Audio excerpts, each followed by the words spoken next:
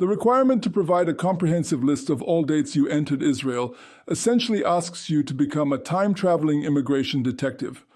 reconstructing your personal history with the precision of someone who actually kept a travel diary instead of just posting blurry photos on Instagram with captions like, "OMG Jerusalem, so amazing."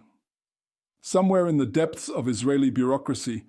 officials apparently believe that normal human beings maintain detailed spreadsheets of their international travel, complete with timestamps, purposes, and probably pie charts showing the emotional significance of each border crossing. This document transforms every casual vacation into a potential immigration exhibit, requiring you to remember not only when you visited Israel, but also why you visited, how long you stayed, and probably what you had for breakfast at Ben Gurion Airport. The Israeli government wants to know about every single entry, from that birthright trip where you spent most of your time trying to figure out how to work the hostel shower, to that family wedding where you got food poisoning from the hotel buffet and spent 3 days intimate with Israeli healthcare facilities. The precision required for documenting entry dates assumes you possess a level of organizational competence that most people lack in their daily lives. You find yourself desperately searching through old passports, trying to decipher immigration stamps that look like abstract art created by overworked border guards with questionable penmanship. Some stamps appear to have been applied by officials who were either having artistic moments or experiencing severe hand tremors, leaving you to interpret immigration hieroglyphics that could indicate any date within a 6-month period. Reconstructing travel history becomes an archaeological expedition through your own past, requiring you to excavate old emails, dig through photo albums with timestamps,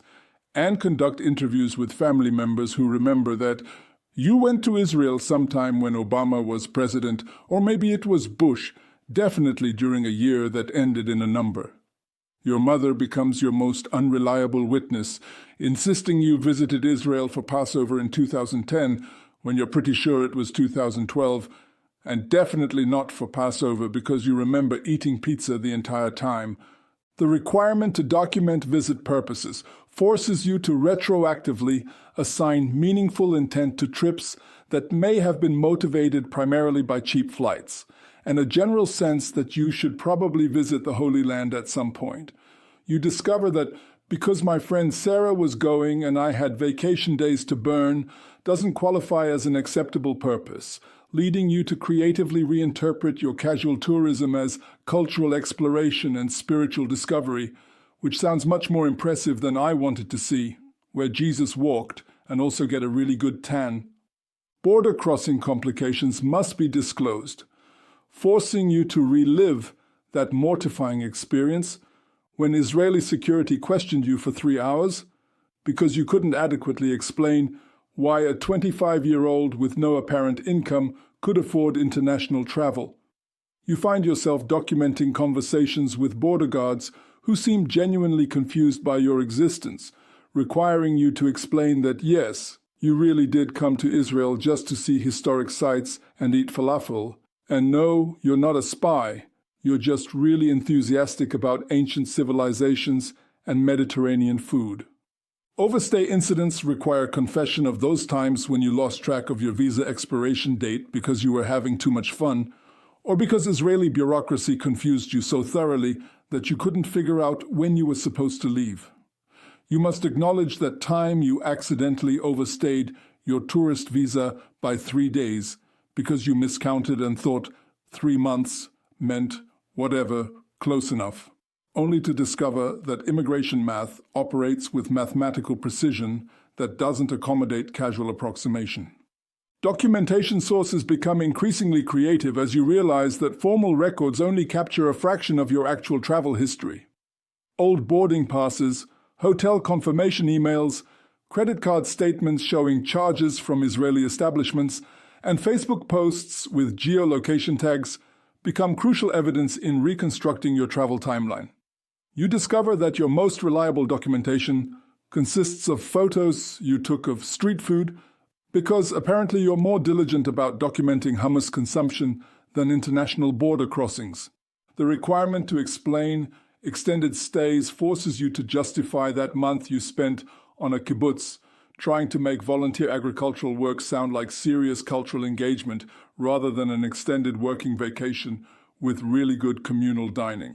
You must explain that picking oranges and learning to operate industrial laundry equipment constituted meaningful contribution to Israeli society. Not just a really expensive way to avoid getting a regular job for a few weeks.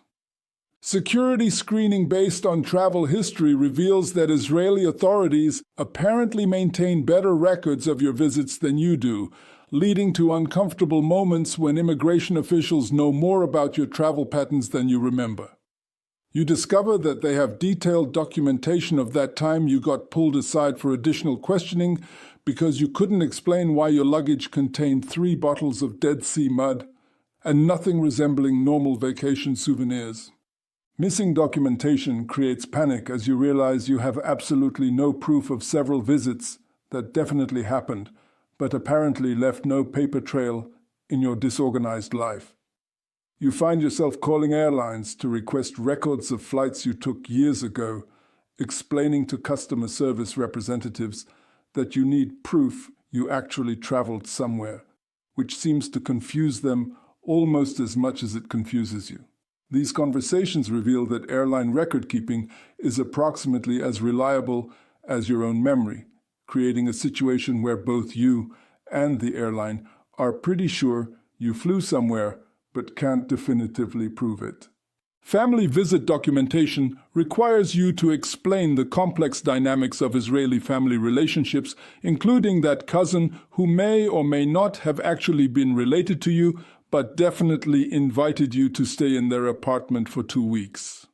You discover that family has broader definitions in Israeli culture than you previously understood,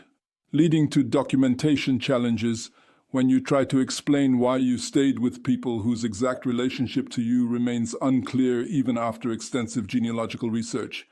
Educational program participation forces you to acknowledge that your study abroad experience primarily involved studying the local nightlife scene and the comparative methodology of different falafel preparation techniques. You must retroactively transform your party-heavy semester into evidence of serious academic engagement with Israeli culture,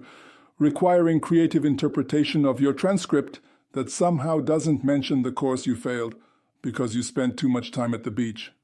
Volunteer experience documentation reveals that your kibbutz volunteer experience, while meaningful to you personally, may not have been as professionally valuable as you remembered. You discover that your main contribution to Israeli agriculture was learning to operate a dishwasher efficiently and developing strong opinions about communal bathroom etiquette, which doesn't translate well into official volunteer service documentation. Business travel history becomes complicated when you realize you can't actually remember whether that trip was for business or pleasure, since the line between networking and having drinks with people you met at the hostel became increasingly blurred during your visit. You find yourself trying to reconstruct the business purpose of trips that may have involved more tourism than commerce, leading to creative interpretations of casual conversations as professional meetings. The compilation process reveals that your relationship with Israel has been far more random and chaotic than the official documentation suggests, transforming a series of impulsive travel decisions into what appears to be a systematic pattern of increasing engagement with Israeli society. Your scattered visits somehow create a narrative of deepening connection that makes you sound much more intentional about your Israel relationship than you actually were, which is either really good luck or evidence that even confused tourists eventually develop meaningful connections to places they visit frequently enough.